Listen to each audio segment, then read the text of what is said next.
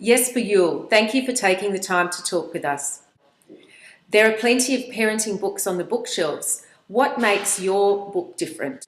I think the most important difference is that it was the first book that pointed out that raising children takes place between the lines. It's in the way that parents are living together, living with their children, communicating with them, and so on and so forth. Not what you do when you think, now I'm raising my child. It is not about what is good for children. It's not about what is good for their parents. It is what is good for everybody and for what takes place between them. We cannot use this old authoritarian way. We cannot go on treating children like we have been doing. After reading Raising Competent Children, how will I be a different parent?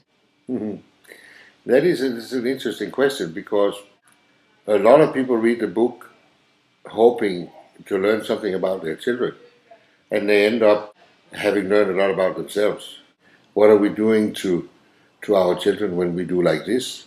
And what are we doing when we do like this? And that is the most important, of course, for all parents to consider, as well as teachers. What are we imagining 20 years down the road? What kind of person would we like to see? Most of us feel uncomfortable about the authoritarian parenting and teaching styles we grew up with. You argue that there is an alternative. Let's start by making it very, very clear that from everything we know, children need leadership. And they need adult leadership from their parents, from their teachers, and so on.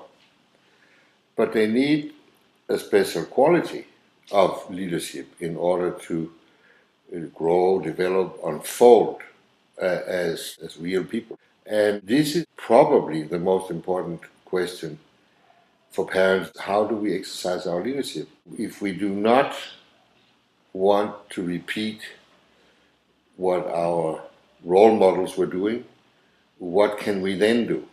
The alternative to authoritarian is to develop personal authority, that you are, as a parent, you're trustworthy.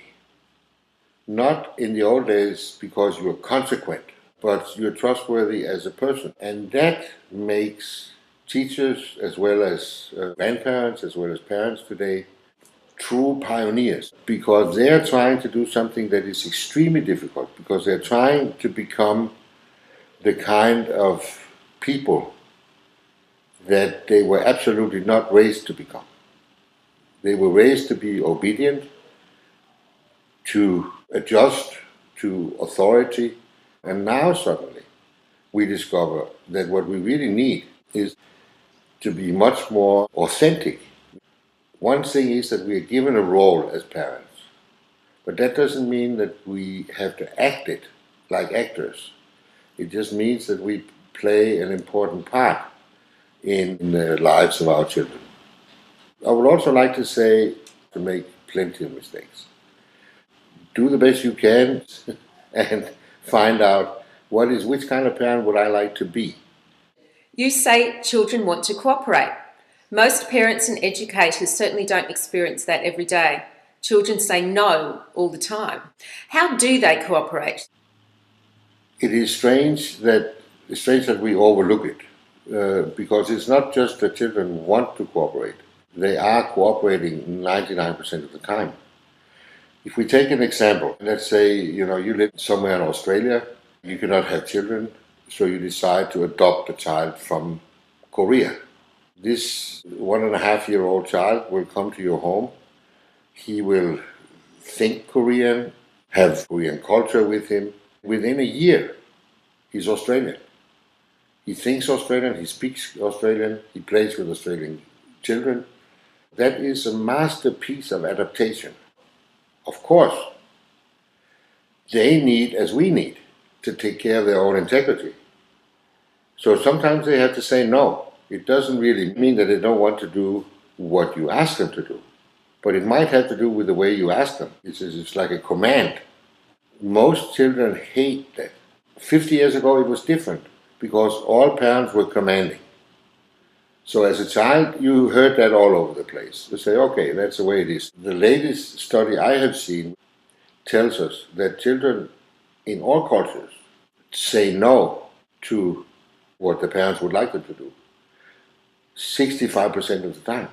So this idea that the perfect child is a child that says yes 100% of the time is an illusion.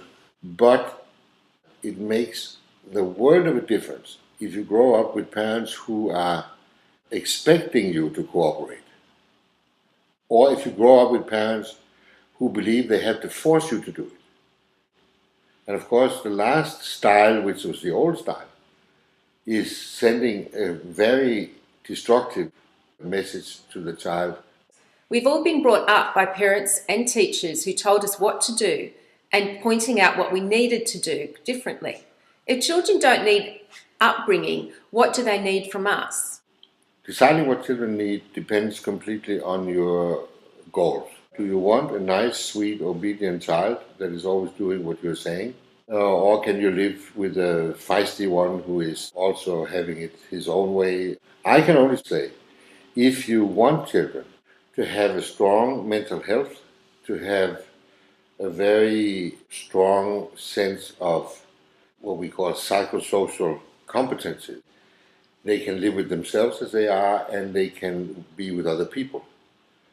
Then we have to face the fact that our upbringing of children in families, in schools, in kindergartens, so far has not been successful.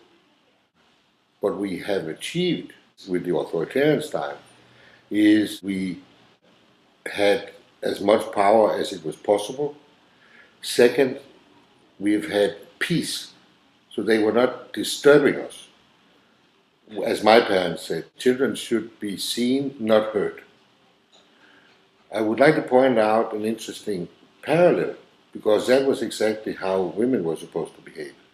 Since then, women have made themselves heard, and so have the children, because children are born without history. They don't know that their father was raised in a different way. They just expect to be welcomed as they are. You argue that children and young people can take responsibility for much more than we think. Yeah, I would like to say that children understand responsibility as power. So what they say by the age of 2 or 3, how come you can decide that and why can I not decide that for myself?